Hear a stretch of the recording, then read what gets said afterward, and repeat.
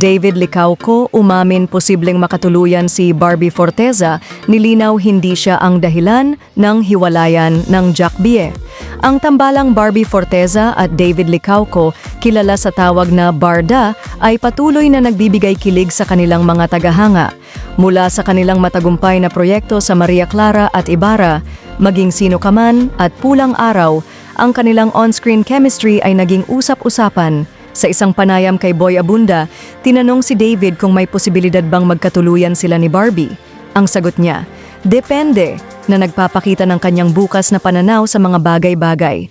Ayon pa kay David, who knows? Whatever happens, happens. If it happens, it happens. I'm just going with the flow. Ipinakita niya ang kanyang pagiging open sa mga posibilidad, ngunit hindi nagmamadali. Inamin din ni David na mas naging malapit sila ni Barbie nitong mga nakaraang buwan. Nagkakamustahan sila via text at nag-uusap tungkol sa iba't ibang bagay.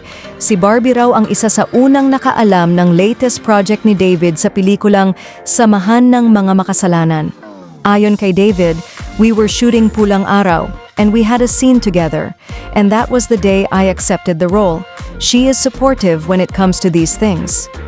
Tungkol naman sa kumakalat na chika na baka may kinalaman si David sa hiwalayan ni na Barbie at ex-boyfriend nitong si Jack Roberto, nilinaw ni David, "One thing is for sure, I'm not part of their breakup." Ayon pa sa kanya, "Before, Barbie and I never really texted talaga, especially noong sila pa ni Jack. Pretty much, hindi ako naging parte dyan. Wala akong kinalaman." Ipinakita ni David ang kanyang respeto sa relasyon ni na Barbie at Jack at nilinaw ang kanyang posisyon. Si Barbie naman, sa kanyang panayam kay Boy Abunda, ay nagbigay linaw sa kanilang relasyon ni David. Ayon sa kanya, it's more of like maturity for the whole situation sa nangyayari galing sa aming tatlo. Ipinakita ni Barbie ang kanyang maturity at pag-unawa sa sitwasyon, pati na rin ang respeto sa kanilang mga relasyon.